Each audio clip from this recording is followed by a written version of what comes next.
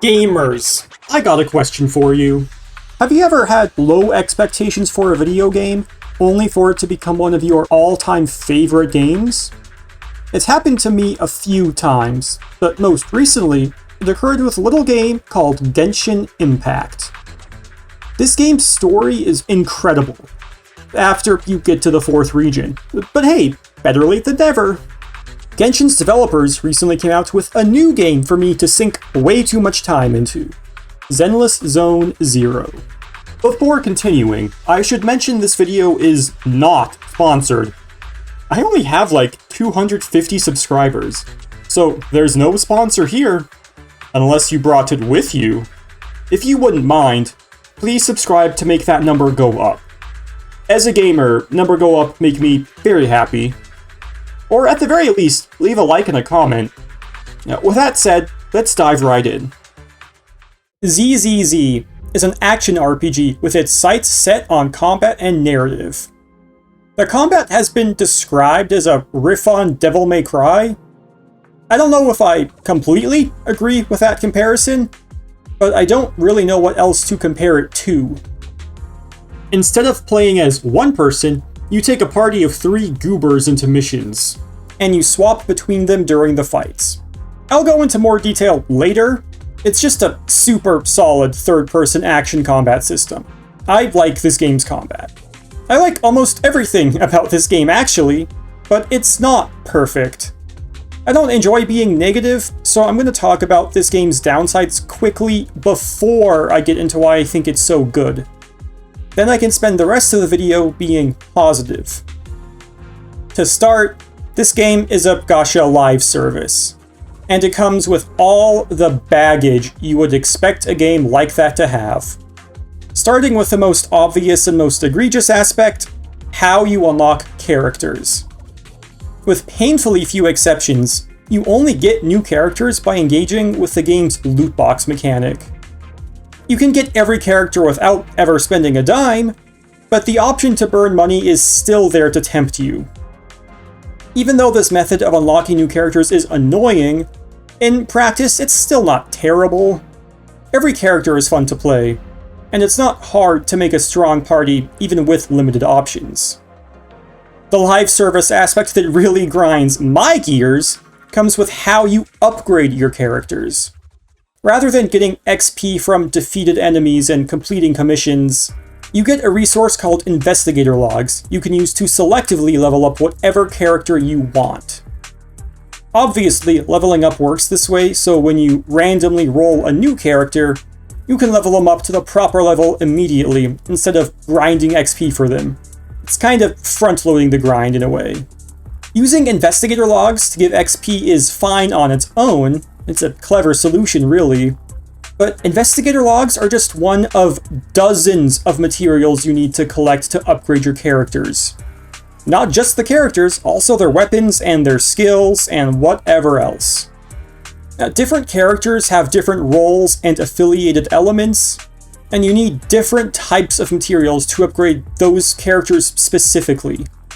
They're like picky children who refuse to eat anything but chicken nuggets and chocolate milk. There's so many materials to keep track of, it's just completely overwhelming. I feel like I need a spreadsheet to keep everything organized when I'm trying to farm for materials. It's tedious.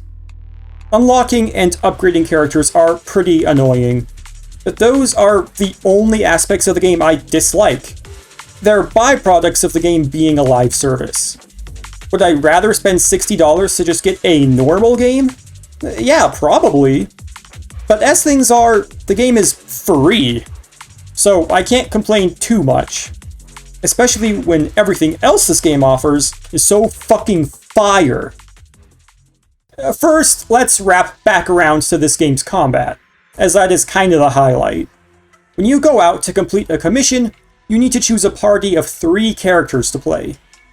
Each character has additional skills they get access to depending on your team composition. So choosing a synergistic team to take with you is quite important. Once you choose your party, it's time to enter a commission and partake in combat. Each character has a basic attack, a special attack, and other more contextual attacks. As you deal damage to enemies, your characters build up a resource called energy. When they have enough energy, their special attacks become extra special attacks. These attacks are super strong and super satisfying. Using them drains the energy resource. When it's gone, you can begin basic attacking and start the whole loop over again. However, simply attacking like a brainless Bingus isn't going to be super effective. Under each enemy's health bar is their days meter. In order to get the most out of your damage, you first need to fill up this bar.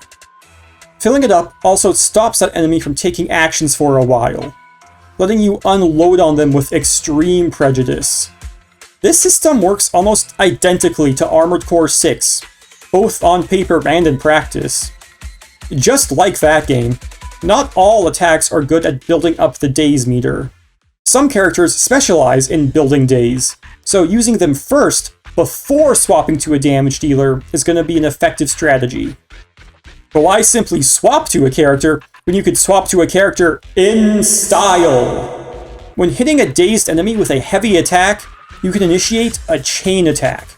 Chain attacks are super flashy moves that instantly swap to a new character so they can deal some damage. Why take care of a problem yourself when you can force someone else to do it?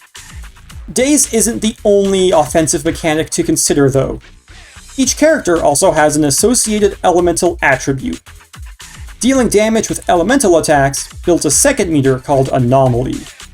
When this meter fills, the enemy takes an extra bit of damage and some kind of debuff, depending on the element that was inflicted upon it. But that's not all.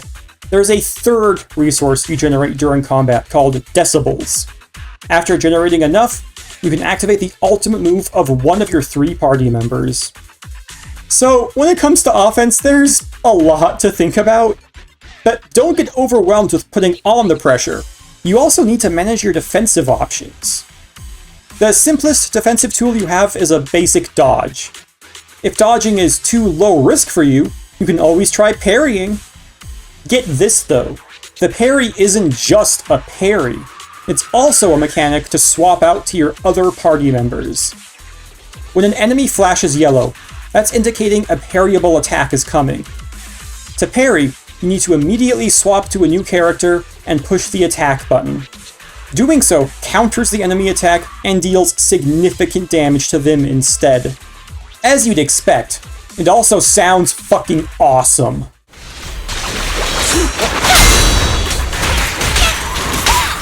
Actually, all the combat sound effects are awesome. Just have a listen.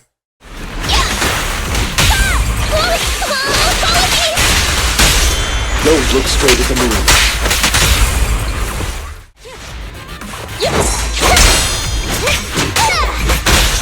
Solid hit! Maintain fire!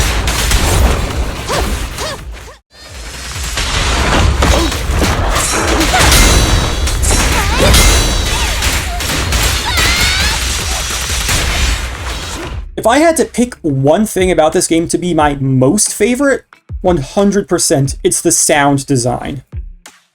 I think that's enough about combat. Let's talk presentation. Zenless looks like it's pulling aesthetics and vibes from Persona. You know, walking around pockets of a city, talking to people through text messages, managing a schedule, things like that remind me a ton of Persona. While walking through the city, you can talk to random NPCs, shop for materials, or even order ramen and coffee. If you want to play a game inside of your game, you can visit the arcade. They even got 1997 Game of the Year winner Snake. The whole world of ZZZ is super well done.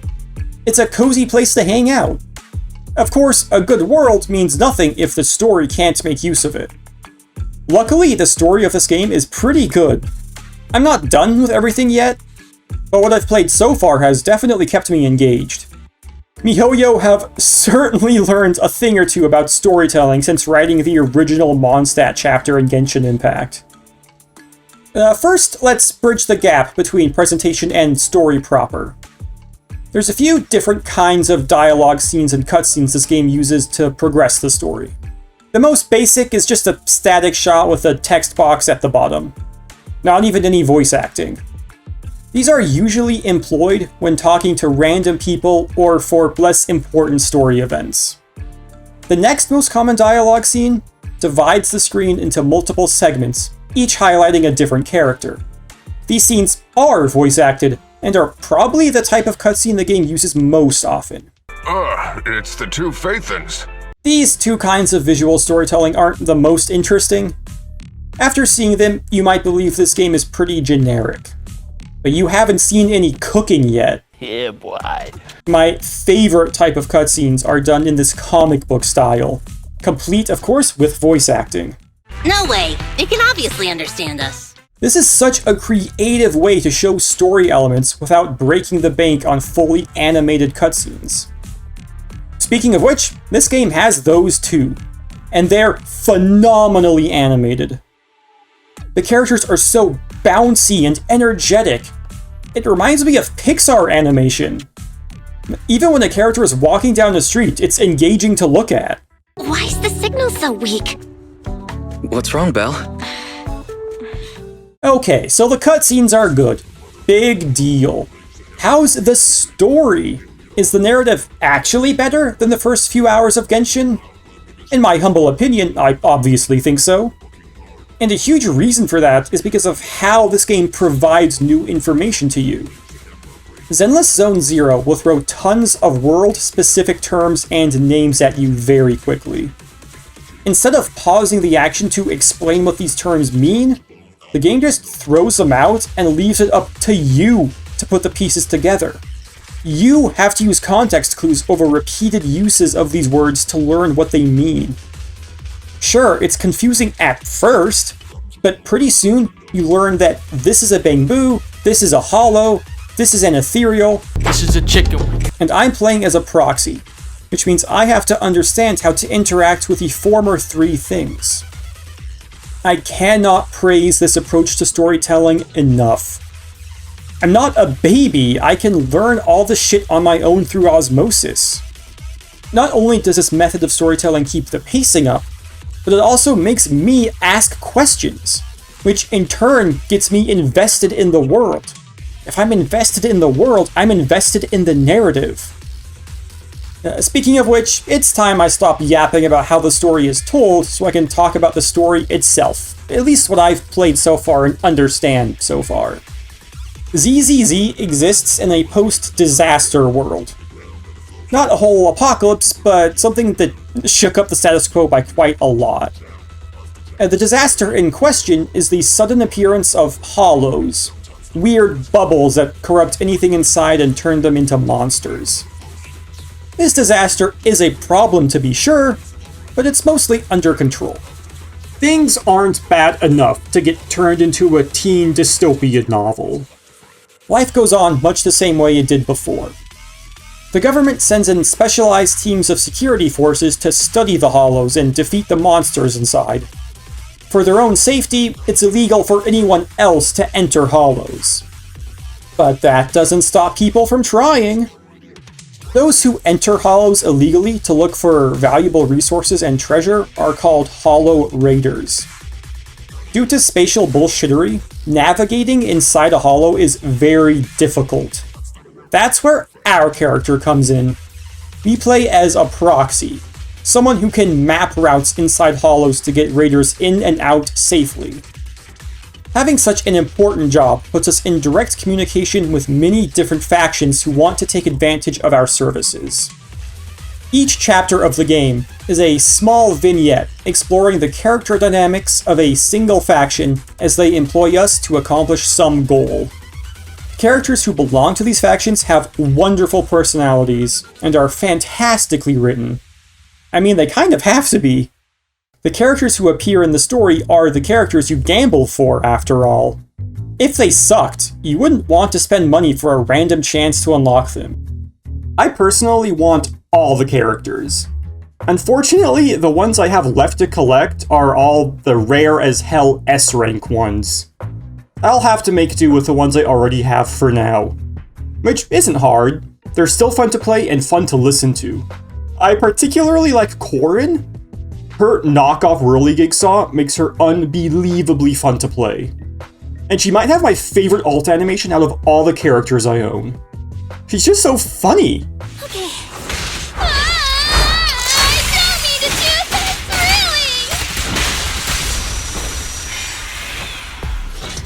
really! I'm also a big fan of Sokaku and Billy Kid. Sokaku is a gremlin, not just in appearance, but also in personality. Is it work time? Is food included? Billy is a super upbeat and energetic gunslinger who has an obsession with nerd shit. Specifically with the Starlight Knights, the in-universe equivalent to the Power Rangers. Starlight, it's time to shine! He's just like me for real. I could praise every character in this game, but I can't be here all day. Honestly, I think that's enough talking about this game anyway. I really only wanted to go over the story, the presentation, and the combat. Especially the combat. Especially the combat sounds! Holy fuck, the sound effects are pure concentrated dopamine. I might even be able to quit my crack addiction thanks to this game. Zenless Zone Zero is free, so if you want to try it, give it a shot. But if this doesn't seem like your thing, that's okay too. Maybe you need some other game recommendations. If that's the case, try watching one of my other videos. Want to learn about a mid-puzzle game? Want to hear about a phenomenal bunch of indie games? Want to know why Oblivion is the best Elder Scroll? All these and more can be found on my channel, so please come on in and subscribe. I'm always happy to see new faces. Thank you so much for watching. Have a wonderful day, everyone.